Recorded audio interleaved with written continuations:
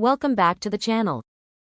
Today, we're covering a breaking news story that could escalate the already intense conflict between Ukraine and Russia. A deadly drone attack on Russian soil, believed to be carried out by Ukrainian forces, has left one person dead. In this video, we'll break down what happened, why it matters, and what this means for the ongoing war. Stay tuned as we dive into the details.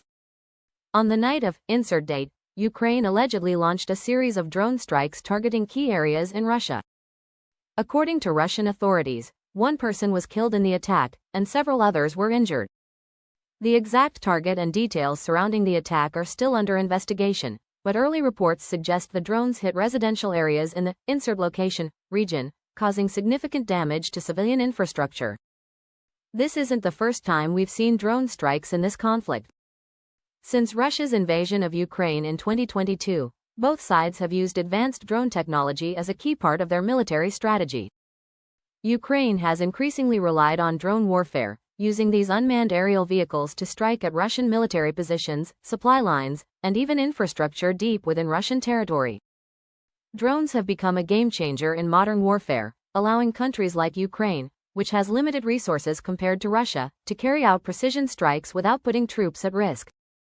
The use of drones has allowed Ukraine to target Russian military assets, fuel depots, and even airfields, creating a significant headache for the Kremlin. While the use of drones has provided Ukraine with a strategic advantage, it's important to remember the human cost of these attacks. The latest strike on Russian soil tragically claimed the life of a civilian, underscoring the fact that this conflict continues to have devastating consequences for ordinary people on both sides. For many Russians, this attack has brought the war home. While the majority of the conflict has been fought on Ukrainian soil, drone strikes like these have shown that Russia is not immune to the violence. Civilians living in these regions now face the fear of future attacks as the war escalates. From Ukraine's perspective, these drone strikes are a necessary response to Russian aggression. Since the war began, Ukraine has been on the defensive, fighting to reclaim its territory and protect its sovereignty. Ukrainian President Volodymyr Zelensky has repeatedly called for international support, urging NATO and the West to provide advanced weaponry and military assistance. Zelensky and his government view these drone strikes as a way to hit back at Russia, disrupt their military operations, and send a message that Ukraine will not back down. But there's also a delicate balance to maintain. While these attacks demonstrate Ukraine's resilience, they also risk escalating the conflict further, drawing more international concern about the possibility of an expanded war. So, how has Russia responded? Unsurprisingly, the Kremlin has condemned the attack, labeling it an act of terrorism.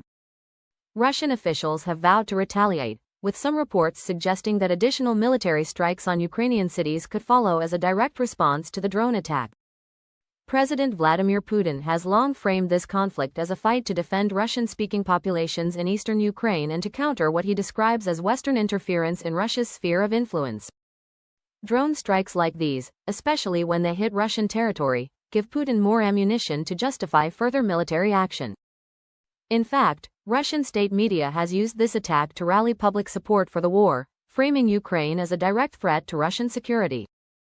However, the question remains: will Russia escalate its response, or will we see more targeted retaliatory strikes aimed at minimizing further civilian casualties?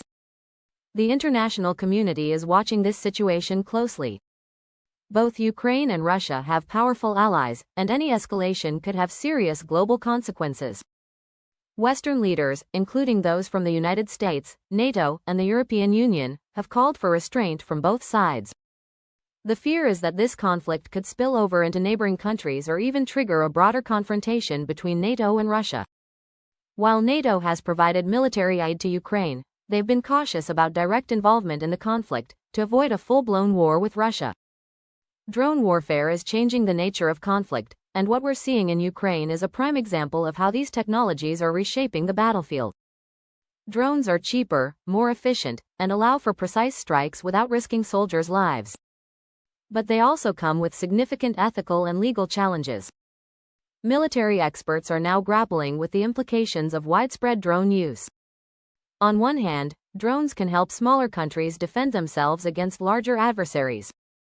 On the other hand, they can also escalate conflicts, increase civilian casualties, and blur the lines between combatants and non-combatants. So, what's next for the conflict between Ukraine and Russia?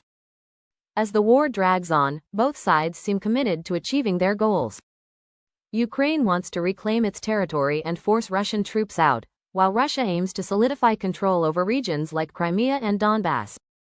Drone strikes, like the one we've just seen, could become more frequent as Ukraine continues to push back against Russian advances.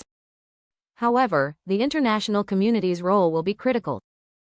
Diplomacy, sanctions, and foreign aid will shape the trajectory of this conflict, and any major escalations could have far-reaching consequences for global stability. Thanks for watching. Be sure to subscribe for more updates on the Ukraine-Russia conflict and other breaking news from around the world. Don't forget to like this video and share your thoughts on the ongoing war in the comments. See you in the next video.